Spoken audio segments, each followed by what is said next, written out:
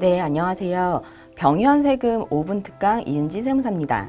홍원장 절세 박사되다 오늘의 주제는요. 과면세 겸용병원의 세금 신고는 어떻게 하나요?입니다.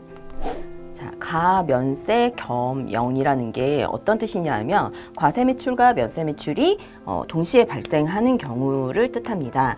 병원 같은 경우는 일반적으로 면세 사업자가 대다수예요. 왜냐하면 우리 아파서 아픈 게 아니라 어쩔 수 없이 아파서 병원에 가는 거잖아요. 병원에 가서 의사 선생님의 진료를 받고 그 진료비를 낼 때 거기에 부가가치세까지 부담을 하게 되면은 이 국민 후생에 너무 부담이 된다라고 해서 국가에서 부가가치세를 부과하지 않는 거예요. 하지만 성형외과나 피부과처럼 미용 목적으로 시술이나 수술을 받게 되면 내가 아파서 간 게 아니라 하고 싶어서 병원에 간 거죠.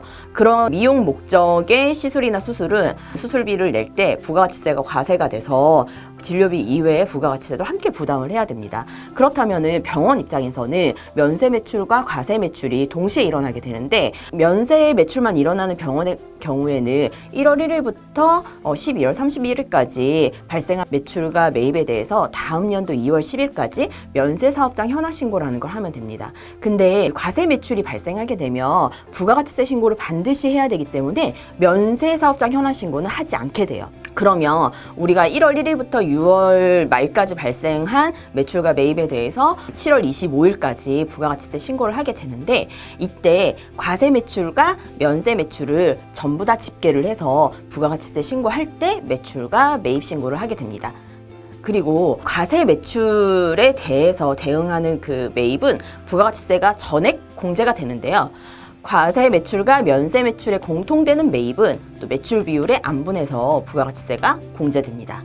이렇게 1월 1일부터 12월 31일까지 1년에 2번 부가가치세 신고가 끝나면 매출 신고가 다 끝나기 때문에 다음 연도 5월 달에 이 부가가치세 신고한 자료를 토대로 종합소득세 신고를 하게 됩니다. 이렇게 종합소득세 신고까지 끝나면 1년의 세금 신고가 모두 마무리가 되는데요. 이 대표적인 과세 용역에 대해서 한번 알아보도록 할게요.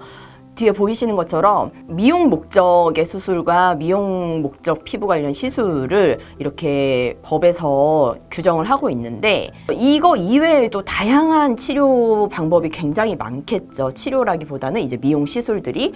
그래서 가면 갈수록 그 부가가치세가 과세되는 의료 용역이 점차 늘어나는 추세입니다. 그래서 매년 의료 용역에 대해서 부가가치세가 과세되는 그 항목이 추가가 됐는지 안 됐는지 법 개정 사항을 좀 살펴볼 필요가 있고요. 그리고 우리가 이게 과세 용역인지 뭐 면세 용역인지 구분이 좀 애매한 것들을 관련된 질의나 예규나 판례 등을 한번 찾아봐야 되고 만약에 그런 비슷한 예규 판례가 없으면은 국세청이나 기획재정부의 질의를 통해서 이 의료 용역이 과세인가요 면세인가요 라고 한번 물어보신 후 회신을 받아서 과세 매출로 처리할지 면세 매출로 처리할지 구분을 하는 것도 필요합니다. 자, 이상 여기까지 이은지 세무사였습니다. 감사합니다.